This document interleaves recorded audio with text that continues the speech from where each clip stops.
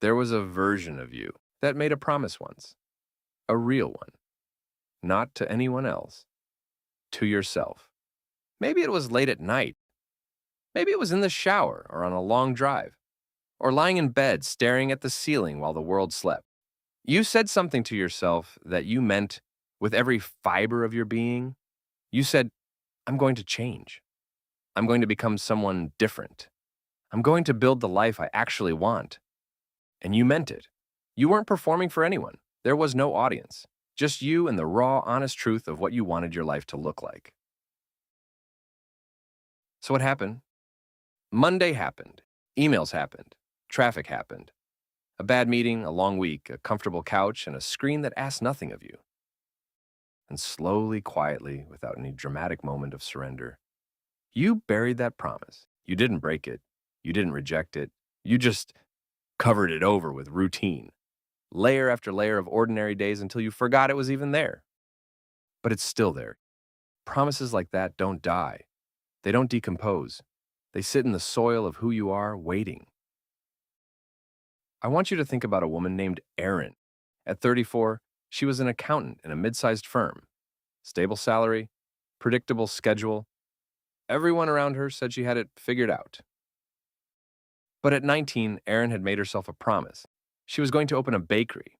She had sketched the layout on notebook paper. She had named it.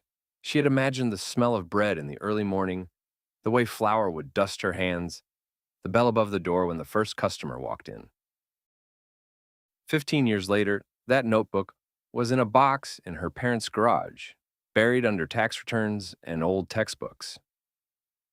One Sunday, she went looking for something else and found it.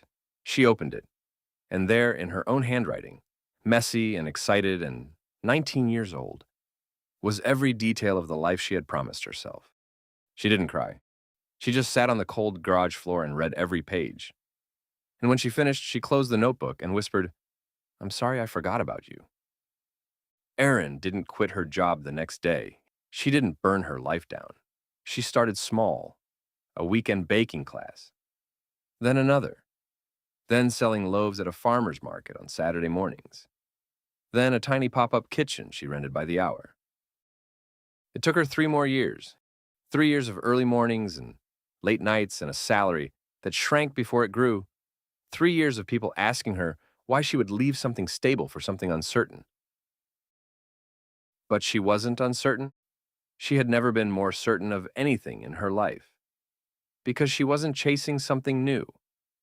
She was returning to something true. And that's what I want you to understand. The promise you buried is not a fantasy. It's not some naive dream from a younger version of you who didn't understand how the world works. It's the most honest thing you've ever said. It came from a place before fear learned your name, before doubt had your phone number, before the world taught you to want less. You've spent years learning to be practical, learning to hedge, learning to manage expectations and plan for the worst and build safety nets under safety nets. And those are useful skills. I'm not dismissing them. But somewhere along the way, you confuse being careful with being alive. And those are two very different things. The promise you made to yourself is still breathing.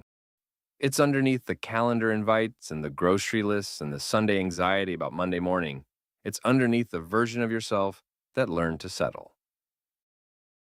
And it's asking you one question. Do you remember me? You do. You've always remembered. You just stopped answering. So answer now.